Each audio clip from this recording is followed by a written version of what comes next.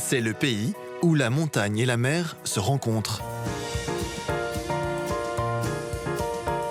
Sur ces rivages de la Riviera, entre Nice et la frontière italienne, la douceur du climat a permis la naissance de quelques-uns des plus beaux jardins du monde.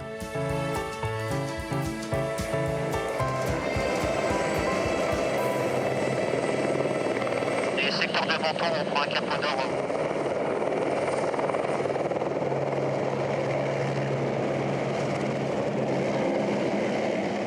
Stéphane Cassius est l'un de ces jardiniers tombés amoureux de cette côte.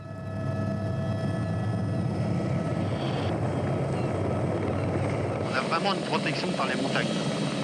Tous les vents froids du nord, on les a pas, les vents d'est et ouest, on les a quasiment pas. Et on a l'effet de l'eau de mer qui nous tient une température. En fait, on a très peu de différences thermiques entre la nuit, le jour. On a une stabilité des températures. Si on a 27-28 l'après-midi, ça veut dire que la nuit, on a 22-23. On n'a pas des chutes importantes.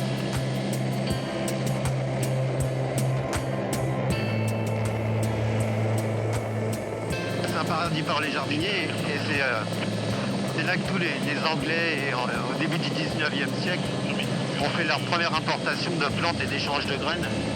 Parce qu'on avait toutes les plantes s'adaptaient à merveille suivant les conditions météo qui étaient ici. Ce jour-là, Stéphane Cassius part en repérage, car il travaille à la création d'un jardin hors du commun.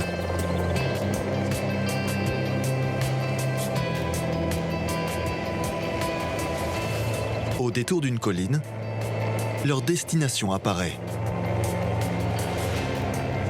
À 400 mètres d'altitude, bâti sur un piton rocheux, le petit village d'Aise surveille le grand large.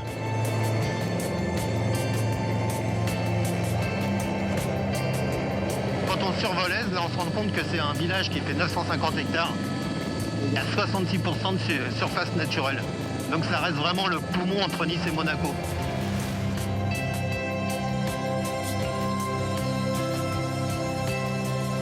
Donc là, on comprend bien la situation du village.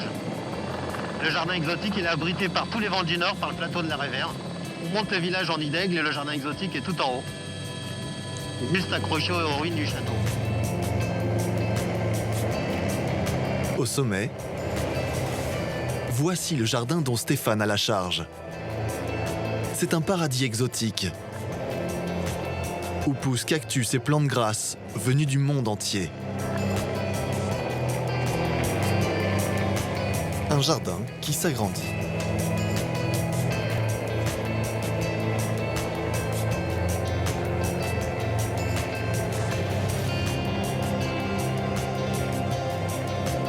C'est sur ces pentes abruptes que demain le pilote doit héliporter plusieurs tonnes de terre et des dizaines de plantes.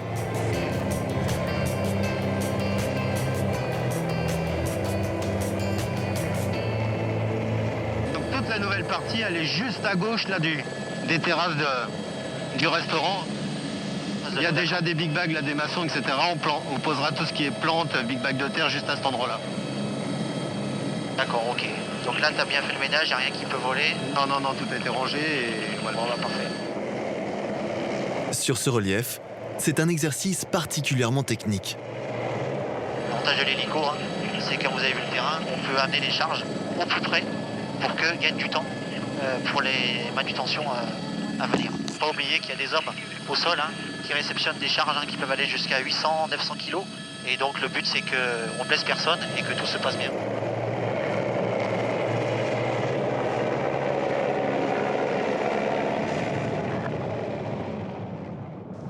En début d'après-midi, Stéphane Cassius rejoint son équipe pour préparer l'héliportage prévu le lendemain. Pour se rendre à son jardin, pas de route. Il faut gravir à pied les ruelles du vieux village. En fait, ceux qui ne connaissent pas, ils nous demandent où est-ce qu'on sort du village. Parce qu'il y a plein de petits trucs comme ça. C'est vraiment un nid d'aigle, en fait. Ici, caractéristique des vieux villages médiévaux, comme ça, on passe sous les voûtes des maisons qui sont juste au-dessus. On arrive au sommet du village. Le jardin commence derrière ces grilles.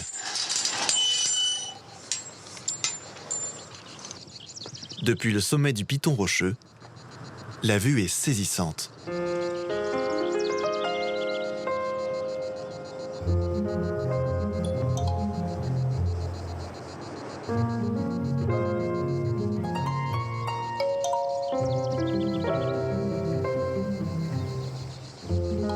C'est une mise en scène parfaite puisqu'on a toutes ces plantes, ces cactus qui nous font voyager en Afrique du Sud, en Amérique centrale, etc. On a ces toits provençaux qui viennent juste souligner un peu ce jardin. Et derrière, la grande bleue qui déferle, là, c'est magnifique. Quand on arrive ici, en fait, c'est, vous savez, comme un peintre, il a un super beau cadre et il faut qu'il fasse sa peinture. Et ben ici, le cadre, il était déjà là. Il y avait un peu à décorer, mais tout le principal était là. Il n'y avait plus qu'à mettre un peu son cœur. Et le résultat est pas mal. C'est juste après la guerre que ce rocher va être transformé en jardin exotique. Pour cela, on crée des poches de terre. Alors là, c'est construit sur la roche. On voit bien qu'il y a, vous voyez, 2-3 hauteurs de pierre, ce qui correspond à 50-60 cm de hauteur de terre. On s'est adapté sur le rocher pour pouvoir faire ce qu'on appelle des poches de terre, pour que les plantes puissent se nourrir, avec peu de terre finalement. Et c'est vrai que quand on regarde l'ensemble, on a l'impression que ces poches sont déjà dans le rocher, que ça fait corps, quoi. À se rappeler quand même qu'en 1949, les hommes montaient ça sur leur dos avec les mulets, la terre, les moellons pour faire les murets quand même. Ils sont 5 dans l'équipe de Stéphane pour s'occuper du jardin. Un travail qui exige patience et précision. Toujours faire attention, on travaille doucement, des gestes lents, pour éviter de broyer le cactus derrière, pour pas se retourner, faire des gestes brusques et se piquer, quoi. Mais bon, c'est une habitude.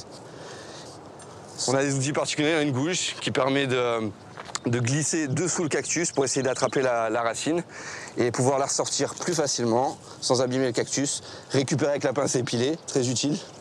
Souvent, c'est pas les plus grosses qui sont les plus dangereuses. On les voit, les grosses. Les petites, on les voit pas. Du coup, on se frotte dessus, on a plein les vêtements. Et le problème, c'est ça, c'est qu'on a les vêtements et elles nous piquent toute la journée, on s'en rend pas compte, quoi. Le cacté, en fait, il n'a pas de feuilles, mais c'est ses aiguillons qui le remplacent. Pour éviter l'évaporation de l'eau, puisque c'est des plantes qui sont gorgées d'eau, dans leur milieu naturel, ils n'ont quasiment pas d'eau. Donc le peu de pluie qu'ils ont, il faut qu'ils le gardent, c'est une réserve d'eau. Ils ont ces aiguilles, ça remplace les feuilles. Stéphane prend la suite des créateurs du jardin. Au bas du piton rocheux, voici le chantier d'agrandissement qu'il dirige depuis des semaines. Demain, c'est ici que l'héliportage doit avoir lieu.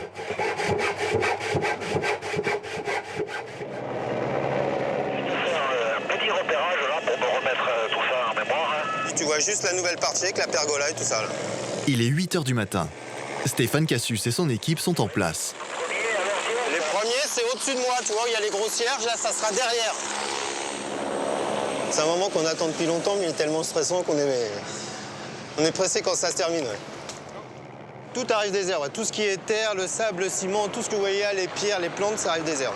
Obligé, là. Frédéric ?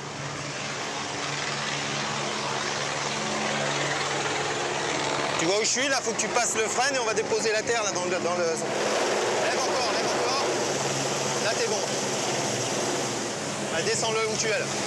Viens vers moi, viens vers moi un peu. Dans chacun de ces sacs, C'est bon, t'es bien. près d'1 tonne de terre.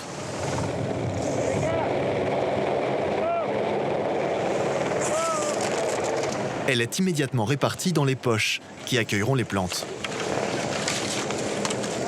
C'est un peu speed, ouais. Il met très peu de temps pour faire les navettes. Donc on speed un peu, ouais. Et là, on va juste à côté du bassin, là. Les rotations s'enchaînent toutes les 5 minutes. On va y aller tranquille. L'hélicoptère doit parfaitement se positionner.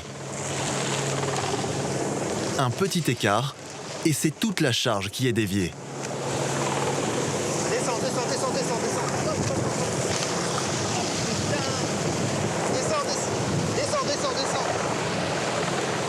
Il a dû bouger de 20-30 cm en haut, ça nous l'a décalé d'1 mètre, 1,20 m et on est dans le bassin. On va vider le bassin et on nettoiera dans l'eau. Il y aura 3-4 pierres à recoller. Donc il faut être très attentif et concentré. Vous m'entendez en bas? On va accrocher le Feijoa, là, la plante numéro 2. Le Feijoa, la pièce maîtresse, doit arriver elle aussi par les airs. C'est un sujet qu'on a trouvé, il a la forme juste qu'il va falloir pour accompagner la cascade. Là. Et si on le place bien, ça devrait être superbe.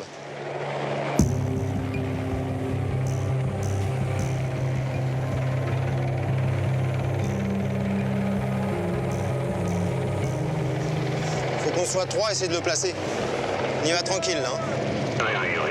Nico, t'es prêt? Approche gentiment, tu peux... voilà, ta hauteur est bonne, pas plus, pas plus, pas plus. Remonte un peu, remonte un peu. Hop, pas plus. Amène-nous là doucement. Descends, descends d'un mètre, descends gentiment. Descends. Voilà.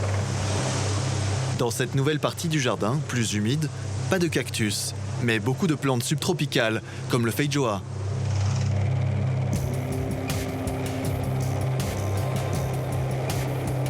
Elles arrivent toutes par les airs.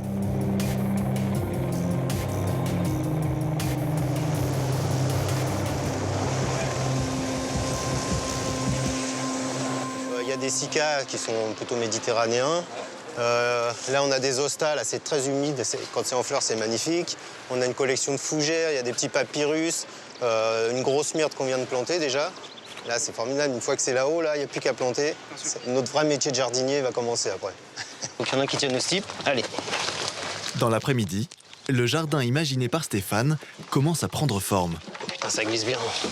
Attends. Reviens un peu. Nickel. Faudra caresse comme ça. Ça, quand on l'a vu en pépinière, en fait, on avait vu ce tronc un peu déporté. Et on s'est dit, il faudrait vraiment que ça soit sur le côté de la cascade. En fait, le but, c'est on crée un jardin, mais les gens, quand vont venir, vont avoir l'impression que ça fait déjà 4-5 ans qu'il est créé, quoi. Donc c'est vraiment le but recherché, ça. Quand ça sera terminé, on sera fiers, mais c'est vrai que ça prend bonne tournure en tous les cas. Donc c'est plutôt sympa.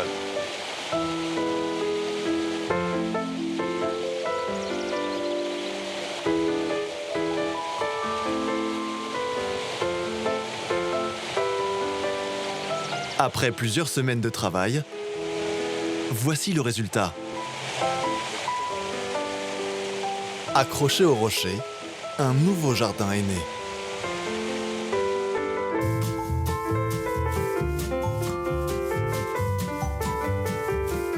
En suivant la côte, plein est, à l'abri du Cap d'Aille, voici Monaco.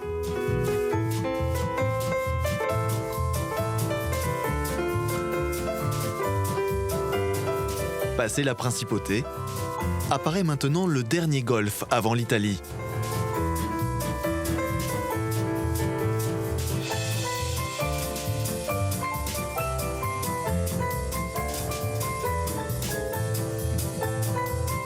Accolé à la frontière, Menton déploie ses façades multicolores. Depuis le début du 19e siècle, la cité attire les voyageurs et les grandes fortunes.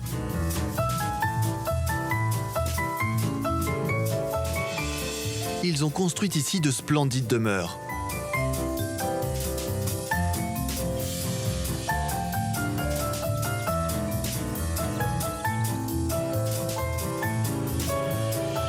Sur les hauteurs, la villa et le jardin des Colombières dominent la mer.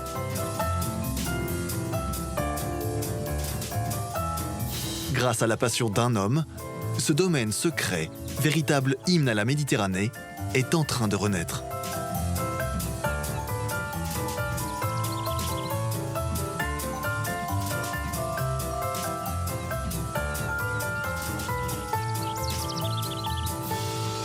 Quand il découvre le domaine dans les années 90, Michael Ickerman a un véritable coup de foudre. Il quitte son Angleterre natale et met sa fortune au service de la restauration de cette maison. Alors voilà le chef-d'œuvre. Il est là.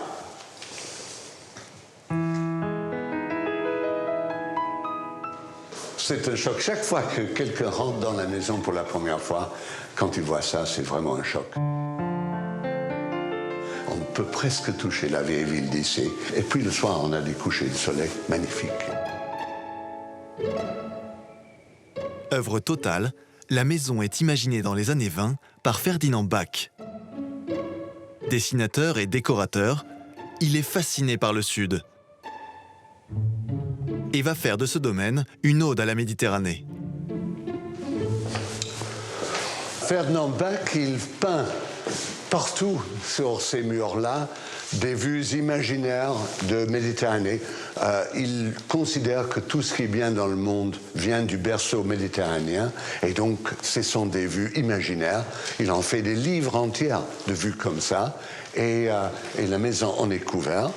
Et puis, de temps en temps, il fait par exemple un clin d'œil.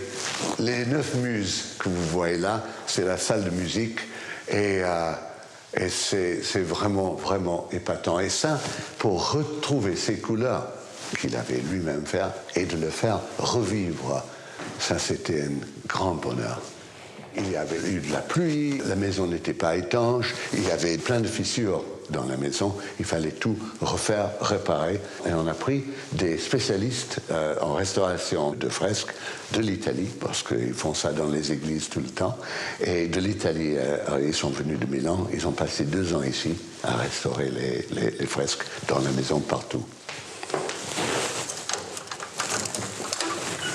Dans cette maison, Ferdinand Bach joue avec les espaces. Mélange extérieurs et intérieurs.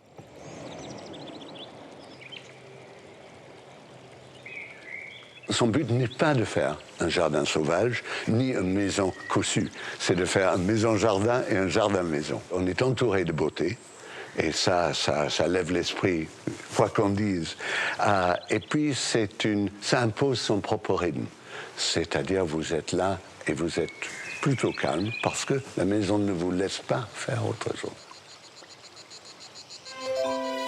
Le parc a lui aussi été restauré dans l'esprit de son créateur.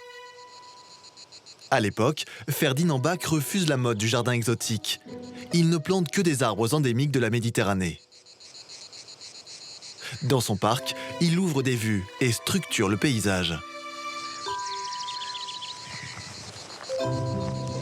Michel Imbert connaît parfaitement tous les jardins de Menton.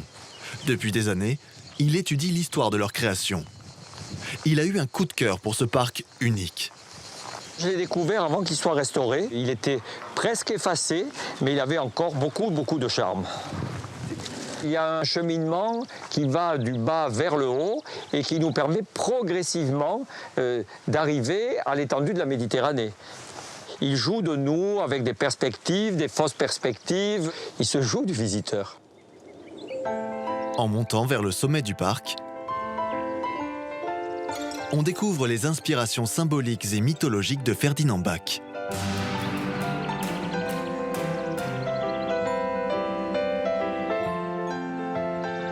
Le visiteur est invité à suivre un parcours initiatique ponctué d'étapes.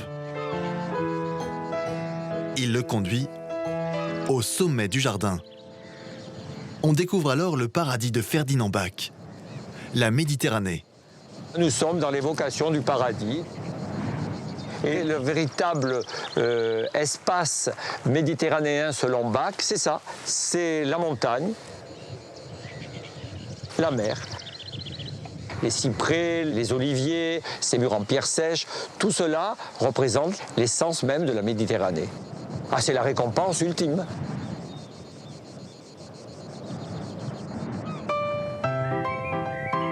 Sur les hauteurs de Menton, la silhouette du Winter domine la ville. Derrière lui, à quelques dizaines de mètres, son frère jumeau, le Riviera. Construits au début du XXe siècle, ces 2 palaces se sont fait concurrence pendant des années. À l'époque, ils se disputent la clientèle des riches hivernants. Ils sont tous les 2 vendus et divisés en appartements en 1958. Très grave. Prends-le par la poignée, peut-être plutôt. Après des années de sommeil, ils retrouvent aujourd'hui leur lustre d'antan. Ah d'accord, tu les as déjà posés. Les pots, tu les as achetés où? À Nice? Depuis plusieurs mois, sous l'impulsion des copropriétaires, c'est l'ensemble du parc du Winter qui est restructuré. Le moche qu'on avait là. Dans Menton, c'est une des rares villes de France où on peut habiter un palace sans être millionnaire, puisque finalement c'est à peu près le même prix que d'acheter un appartement en ville. Il y a juste les charges qui sont plus élevées parce qu'il faut s'investir pour l'entretien, pour l'amélioration, etc. Voilà. Ça se présente comment dessous? À l'époque, on a rasé la plupart des palaces en France pour construire des immeubles des années 70. Ici, par chance, ils ont été sauvés. Ça s'est un peu bradé, il faut le dire. À l'époque, c'était pas des gens riches qui habitaient ici. Et puis, petit à petit, avec le temps, ces gens ont vieilli, d'autres ont racheté, et les palaces sont en pleine renaissance. Il y a toute une histoire dans cet immeuble qui vaut la peine d'être conservée. C'est le paysagiste Benoît Bourdeau qui est chargé de faire renaître ce parc. On va basculer le pot. Ce matin, avec son équipe, il plante de nouveaux citronniers sur la terrasse du Winter. C'est bien là ? Ouais. Au fil des années, le parc s'est complètement transformé.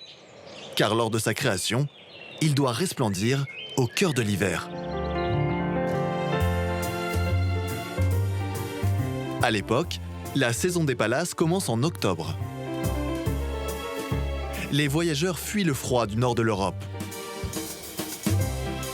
À l'extérieur, la nature doit donner le change et faire croire que l'hiver n'atteint jamais la Côte d'Azur.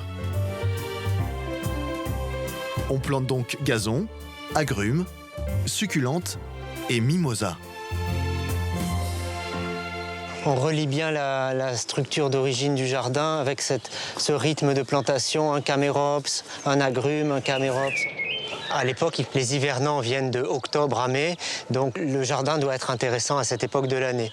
Le gazon, par exemple, est fait en septembre avant que les hivernants arrivent. On sème les pelouses et au mois de mai, quand ils partent, on laboure tout. Il n'y a pas à arroser l'été, ça reste un champ de patates, j'ai envie de dire, et on ressème à nouveau la saison d'après. Donc d'un point de vue écologique, c'est assez intelligent parce que l'été, la saison sèche, il n'y a pas besoin d'arroser.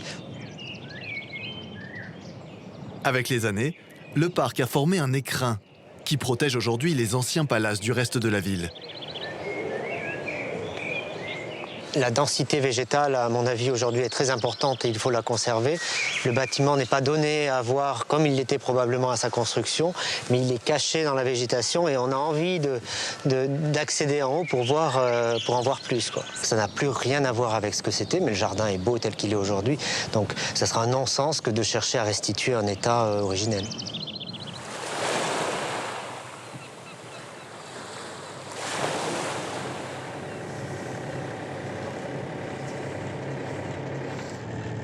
Depuis le port de Menton, un bateau prend la mer, en direction d'un cap protégé.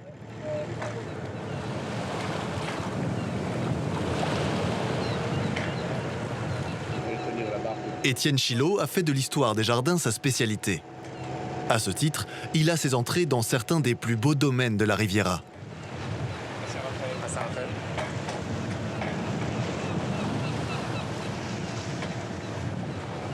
Aujourd'hui, à bord du bateau de son ami Jean-Michel, il se rend dans un des sites les plus secrets de cette côte. En face de nous, on a le Cap Martin, cet énorme éperon de roches calcaires qui s'étend sur toute une langue de terre sur la mer, entre le rocher de Monaco et la baie de Menton ici. Le Cap Martin est par nature un lieu isolé et donc favorisant l'entre-soi, en favorisant une société qui a besoin d'être isolée, d'être protégée. Et en l'occurrence, ici, on a un endroit sauvage qui finalement va devenir un endroit privilégié par les têtes couronnées. Au bout du cap se dresse l'un des plus anciens palaces de la Côte d'Azur. Construit en 1890, c'est lui qui a créé la réputation du site. C'est un hôtel en fait qui est une révolution à l'époque dans la région car il y a dedans l'eau, le gaz à tous les étages, il y a un ascenseur. Donc voilà, c'est l'origine du Cap Martin en termes urbanistiques. En fait, l'idée c'est d'être entre Monaco et Menton. Menton où séjournait la reine Victoria et Monaco qui devient une micro-société mondaine extrêmement courue à la fin du XIXe siècle. En quelques années, le Cap est devenu la place la plus prisée de la Côte d'Azur.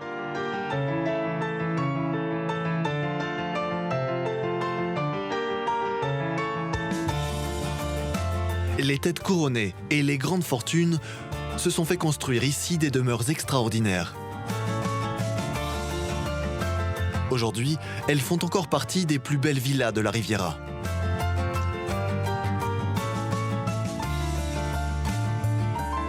Comme la Cyrnos, édifiée en 1892 par l'impératrice Eugénie. Avec son style Belle Époque,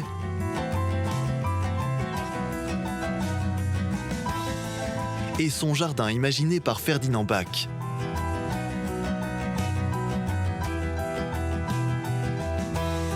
Ou la Torre Clementina, bâtie par le banquier Louis Stern pour son épouse. Avec son style flamboyant, inspiré des palais vénitiens.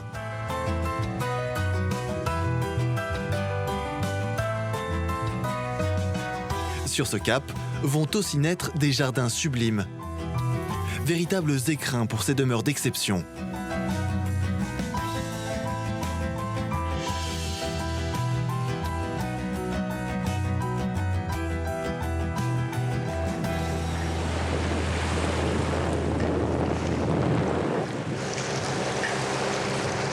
Ici, on a l'opportunité de les voir côté mer.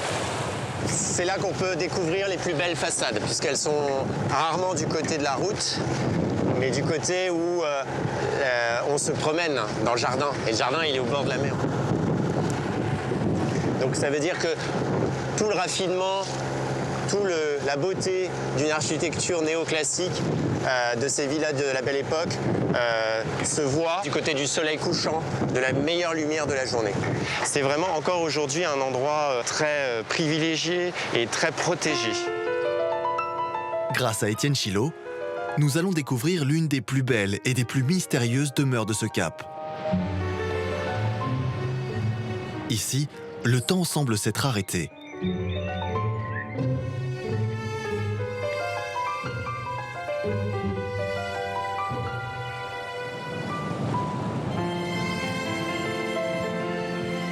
La Villa Zamir attend celui qui viendra la réveiller.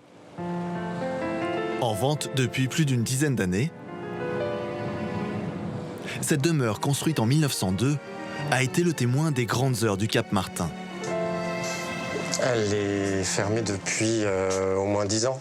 Et en fait, c'est tellement vide à l'intérieur, c'est assez fantomatique. Hein. On imagine les meubles néo-Louis XVI, on imagine en fait une vie assez luxuriante, opulente. Et là, il n'y a plus rien, il n'y a même plus de dallage, il n'y a plus rien au mur. Ça donne une impression de vide et en même temps, on sent une présence, on sent tout ce qui s'est passé. On est dans un endroit qui a été figé à un moment, en fait, c'est une belle endormie. C'est un homme hors du commun qui, au début du XXe siècle, a imaginé et désiré la Villa Zamir.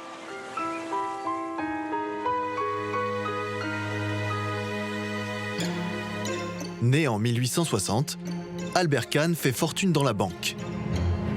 Mais il est avant tout un philanthrope qui nous a légué un héritage unique, les archives de la planète. Pendant des années, des caméramans et des photographes à son service parcourent le monde. Ils collectent des témoignages de la diversité des cultures et des peuples.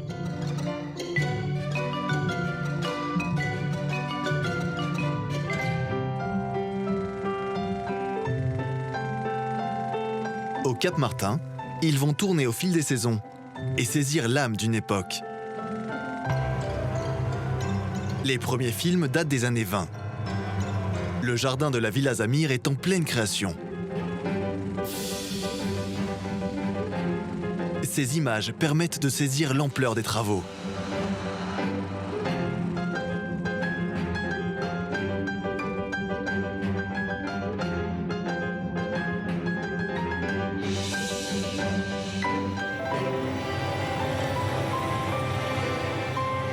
Dans sa villa, Albert Kahn reçoit. Les salons et le parc de la propriété accueillent diplomates, hommes politiques, mais aussi artistes et scientifiques.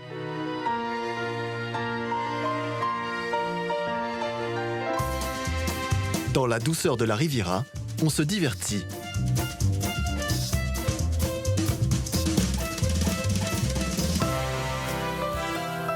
Pacifiste et internationaliste, Albert Kahn fait de sa demeure en cette époque mouvementée un lieu d'échange et de rencontre entre grands de ce monde.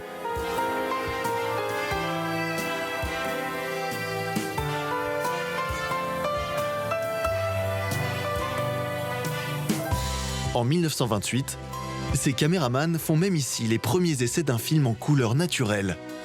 Le Cap Martin et Menton apparaissent pour la première fois, éclatant de vie, sous le soleil de la Méditerranée.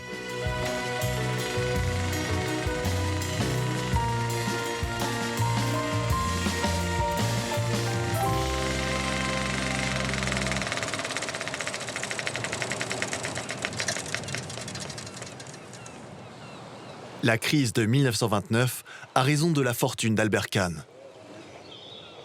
La villa est vendue avant d'être délaissée. La nature reprend alors ses droits, créant ici un jardin unique et poétique.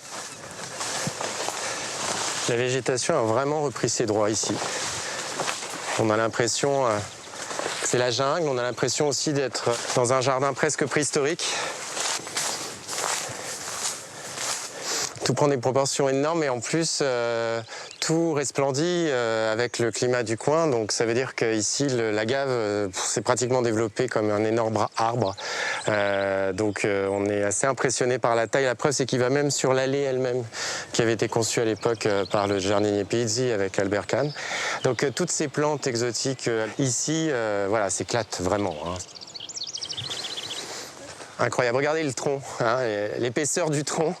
Alors ici c'est un yucca, un arbre exotique très particulier. Là le tronc est aussi immense finalement que toutes les feuilles, les têtes autour. Donc ça montre que déjà il a plus de 100 ans, hein, facilement 110 ans. Et il s'est tellement étendu d'ailleurs qu'il a fait des petits un peu partout. Donc c'est vraiment un terrain où il s'est acclimaté très très bien. Albert Kahn aurait beaucoup aimé cette façon de laisser la végétation s'étaler, prendre racine, s'étoffer. Voilà, c'est vraiment une majesté de végétation là, qui s'exprime dans ce cadre-là.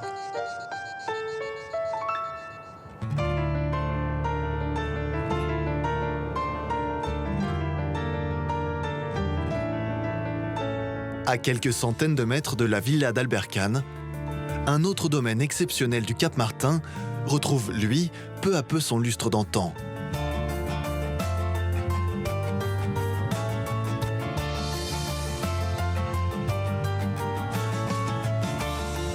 Construite en 1909, la villa Cypris est classée monument historique. Elle fut imaginée par une des grandes fortunes de l'époque, Cyprien Douin. Elle réalise ici son rêve, s'inspirant de ses grands voyages à Naples, Jérusalem ou Constantinople.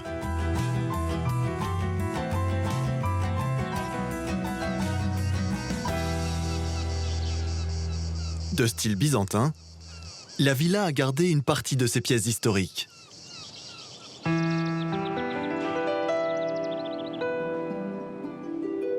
Elle témoigne du goût de la propriétaire pour l'Orient et les voyages.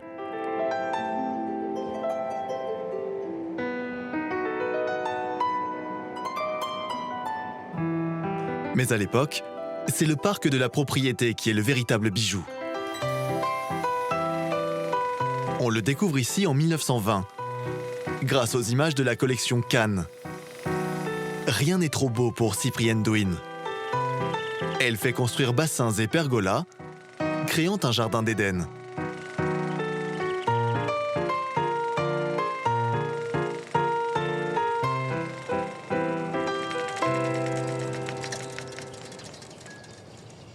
Le parc de la Villa Cypris reste aujourd'hui encore l'un des chefs-d'œuvre de cette côte. Mais par manque d'entretien, toute une partie disparaît peu à peu sous la végétation. Olivier Peloux et Cyril Cayeta travaillent depuis quelques mois sur un projet de restauration. Aujourd'hui, l'idée, c'est de retrouver justement ce jardin en réouvrant cet espace. L'espace, à l'origine, était complètement dégagé. Il était planté d'une pelouse. Essentiellement. Là, il faut imaginer une pelouse ? Là, il faut imaginer une pelouse. Il faut faire abstraction des camérops, abstraction des jeunes oliviers, des lauriers qui ont poussé maintenant. Et il faut s'imaginer donc un espace complètement ouvert, libre, une respiration en fait dans cette végétation, quoi. À l'origine, le jardin s'organise autour de grands axes qui relient la maison à la mer. Un plan complexe et symbolique qu'il faut aujourd'hui retrouver. Il faut essayer d'interpréter l'œuvre qui reste, enfin les restes de cette œuvre. C'est à la fois du travail de jardin et d'archéologie aussi, de recherche de végétaux, de recherche, enfin c'est extraordinaire, quoi. Suite à leurs études, des travaux doivent prochainement débuter. Ils concerneront aussi la merveille du jardin. Un cloître sur la mer. Là, on se retrouve sur le bord de la propriété, face à la mer, dans l'axe du soleil couchant au solstice d'hiver. On est sur une copie d'un monastère italien, sur la base du monastère de Montréal en Sicile. C'est vraiment un lieu de méditation, de contemplation.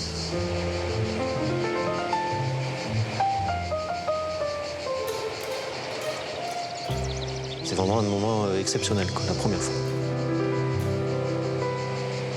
J'avoue, on s'est assis, on est resté un petit moment sans parler. Et on a admiré l'œuvre, quoi. On essaie de comprendre.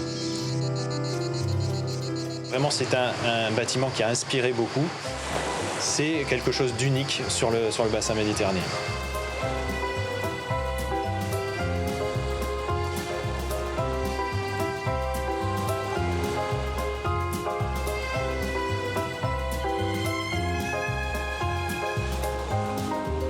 Au pied de la Villa Cypris, serpente le sentier des douaniers du Cap Martin.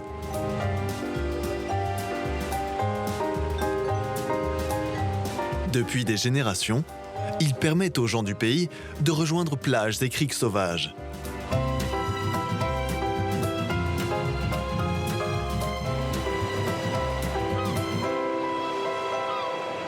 Pour ceux qui ont grandi sur cette côte, c'est un lieu chargé de souvenirs. Comme Elisabetta, dont l'enfance a été bercée par ces paysages. Du côté de ma grand-mère, on est d'une vieille famille roquebrunoise. Ma mère elle est française, mon papa italien. Et depuis 20 ans j'habite ici, mais depuis que je suis petite, en fait, je parcours ce sentier. Mes grands-parents habitaient au Cap Martin. Et on prenait ce sentier pour aller à la plage du Buz. Et quand j'étais petite, pour moi, c'était féerique. C'était vraiment c'est la liberté, la joie de vivre, le bonheur des petites choses quotidiennes. Il y a un détail marrant quand on arrive ici après la passerelle, parce que quand on regarde bien, on découvre à travers ces rochers en fait une tête d'Indien. Et quand j'étais petite, j'étais toute pressée d'arriver jusqu'ici pour voir la tête d'Indien. Et je savais qu'arriver ici, on n'était pas loin de la plage. Aujourd'hui, elle veille sur un site unique. On y accède par ce sentier. On arrive dans un lieu très secret.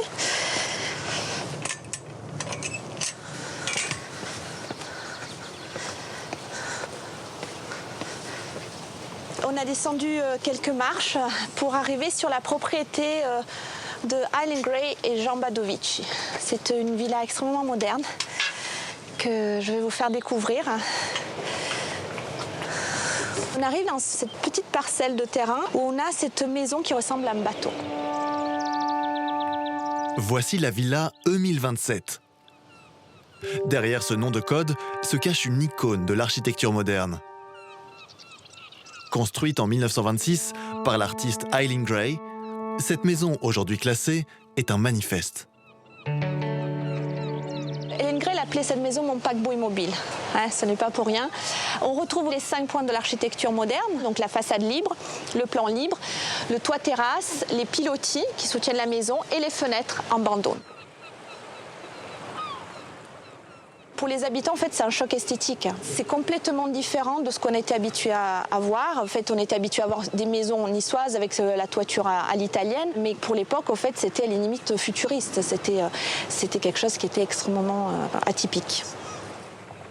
À l'entrée de la maison, on peut voir au fait des inscriptions sur les murs qui datent de l'époque. Vous avez ici entrer lentement.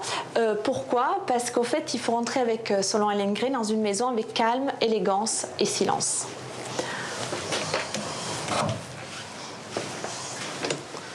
En rentrant, il y a d'autres petits mots fort sympathiques comme celui-ci. Défense de rire. Alors aujourd'hui, on ne sait pas encore exactement la signification de cette petite phrase. Alors on peut imaginer au fait défense de rire du sens de se moquer au fait de la décoration. Ici, Eileen Gray maîtrise chaque détail. Elle crée meubles et accessoires spécialement pour la E1027.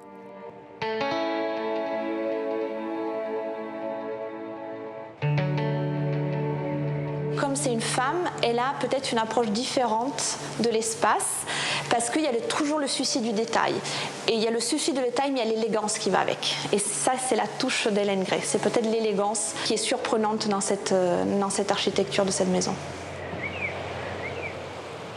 Sur la parcelle voisine, une petite construction a accueilli un autre géant de l'architecture contemporaine.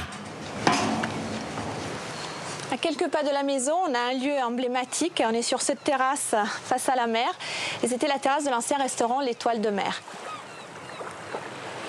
C'est un lieu que j'ai connu parce que quand j'étais petite, quand j'allais à la plage du Buz, on s'arrêtait avec mes grands-parents ici pour prendre la grenadine. C'était l'ambiance de guinguette typique du sud de la France.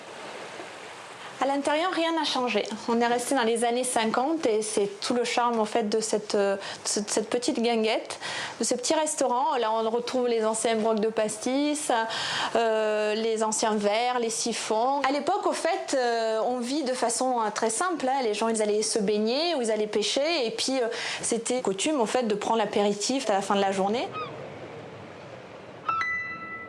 Au mur de l'Étoile de Mer, des photos témoignent du passage en ces lieux d'un des plus grands architectes de l'après-guerre, Charles-Édouard Jeanneret-Gry, alias Le Corbusier.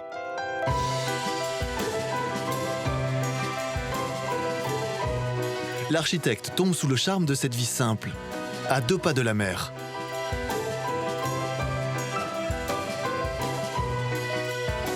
Les patrons de l'Étoile de Mer deviennent des amis et il obtient de construire un cabanon à côté du restaurant. Une construction en bois, inspirée des cabanes de pêcheurs. Elle fait aujourd'hui partie de l'histoire de l'architecture. Juste derrière cette porte, il se trouve le cabanon. C'est en 52 que Le Corbusier réalisera ce cabanon et il dira « J'ai construit un château au pied de la Méditerranée pour en faire cadeau à ma femme pour son anniversaire ». Quand on arrive dans cette pièce de 3,66 m par 3,66 m, la chose qui est étonnante, c'est de découvrir un espace qui est quand même grand. C'est tout le génie de Le Corbusier, de faire des meubles qui ont double fonction, de libérer l'espace. On a un espace central libre qui nous permet de circuler de part et d'autre de ces 4 lieux qui sont l'espace pour se coucher, l'espace pour se laver, l'espace pour travailler et l'espace de rangement. Les gens le prenaient pour un fada, même quand il est décédé. Il y avait l'article de presse qui avait été apparu qui disait que c'était le touriste le plus mal logé de la Côte d'Azur. Il était décalé par rapport aux personnes de son rang qui venaient ici sur la Côte d'Azur, qui étaient dans des belles villas. Quand il venait, c'était pour se ressourcer, travailler, être en compagnie de ses amis de la guinguette toute la journée. Jusqu'à la fin de sa vie, Le Corbusier sera fidèle à ses rivages. C'est ici, sur cette plage, à 77 ans, qu'il trouve la mort lors d'une ultime baignade.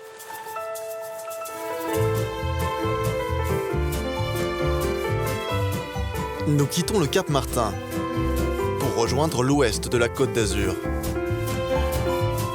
Passer le port de Cannes, nous entrons en Pays de Grâce.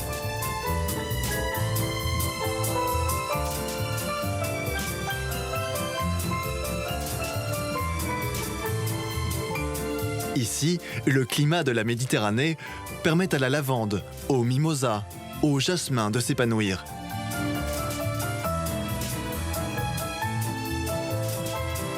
Sur cette terre, depuis des générations, on cultive des senteurs. C'est ici qu'est né le plus célèbre parfum du monde. Bonjour mesdames. Bonjour. Bonjour. Bonjour, ça va? Ça va Swan? Ça va. Ok, ça c'est bon. Ça va René? Bonjour. On ramasse que la fleur épanouie. Hein? On ramasse que la fleur. Nous sommes au mois de mai. Et sur les terres de la famille Mule, la récolte de la rose bat son plein.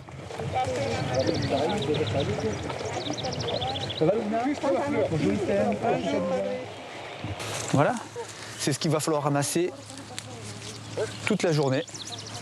Les fleurs épanouies. Voilà. Donc c'est ce travail que nous faisons durant tout le mois de mai, puisque c'est un rosier qui ne va fleurir qu'une fois par an. On l'appelle rosier de mai parce que justement il fleurit généralement que durant la période du mois de mai. Nous allons ramasser 7 jours sur 7. Et là, elle a toute son odeur, fraîchement, on va dire, épanouie, des odeurs très agréables. Moi, c'est plutôt la douceur, la volupté, avec une petite note acidulée. Bonne humeur, belle journée, on ne peut pas rêver mieux comme cueillette, comme récolte de plantes à parfum. La famille Mule cultive ici la célèbre rose de mai depuis 5 générations. Choisis pour l'équilibre de leur matière odorante, ces 50 000 pieds sont soigneusement sélectionnés. Il y a l'air quand même, on sent un peu plus l'air maintenant. Olivier Polge est le nez de la maison Chanel. C'est à peu près ces plants, rappelle-moi, ils ont quel âge là? Alors ceux-là ont été plantés en 2009. C'est lui qui est en charge de la création des parfums de cette célèbre marque. Bon, mais là, c'est la fin, hein, dis donc. Oui, c'est la fin. On voit bien Cette maison est partenaire de la famille Mule, car la rose de mai fait partie de l'ADN d'un grand parfum. On est au cœur de l'histoire du numéro 5. On a, chez Chanel, créé le numéro 5 à une époque où les plus belles essences de fleurs étaient ici, et c'est celle qui avait été utilisée pour le numéro 5, et donc on doit continuer à fabriquer nos parfums avec ces essences. Le numéro 5 est un parfum fleuri dans lequel il y a 3 essences très importantes: le jasmin de Grasse, la rose de mai et l'ylang-ylang, qui a toujours été une fleur exotique. En 1920, Gabrielle Chanel règne sur la mode parisienne. En vacances sur la Côte d'Azur, elle a l'idée de créer un parfum de femme à odeur de femme.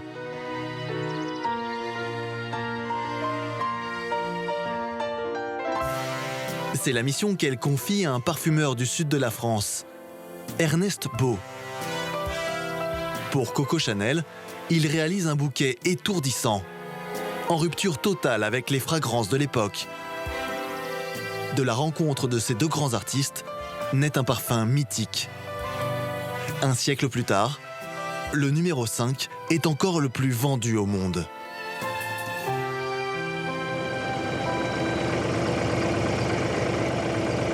Dans les champs de la famille Mule, une course contre la montre est engagée.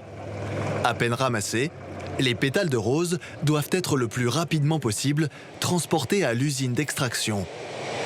C'est dans ces murs que l'alchimie va avoir lieu. Il faut aller le plus rapidement possible.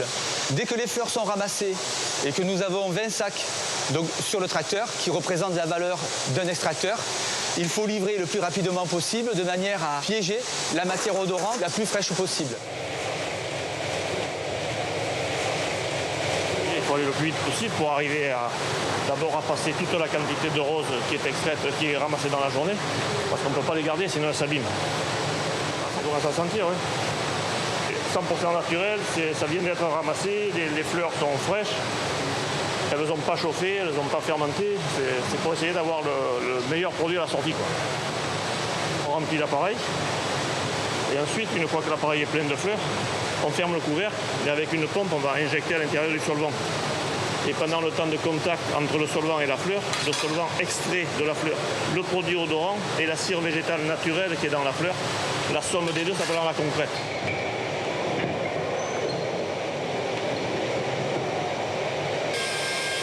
L'opération terminée, les pétales ont perdu leur couleur. Et surtout, leur senteur. Voilà ici, là, tu vois. Cette dernière est piégée dans cette cire, appelée la concrète. Donc voilà, elle a durci. Dans une boîte comme ça, il y a 10 kg de concrète, ça représente 4000 kg de fleurs. Dans une boîte comme ça. C'est pour bien expliquer que c'est un concentré extraordinaire.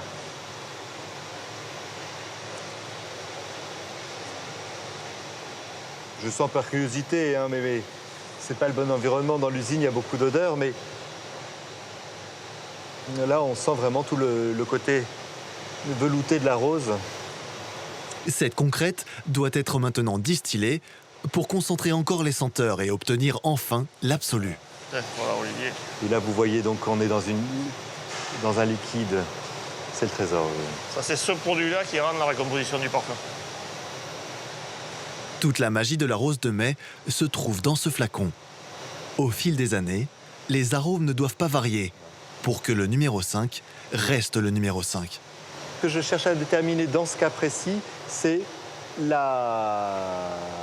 l'identité de la fleur telle qu'on la connaît et la continuité de son odeur. On travaille à ce que l'odeur du numéro 5 ne change pas. La rose, il y a des aspects comme ça très, très veloutés, et c'est d'ailleurs ce qu'on recherche, hein. Il y a quelque chose de très doux. Les fleurs sont les essences les plus fragiles et les plus complexes. Hein, ce sont vraiment celles qui ont le plus de facettes, une richesse incomparable.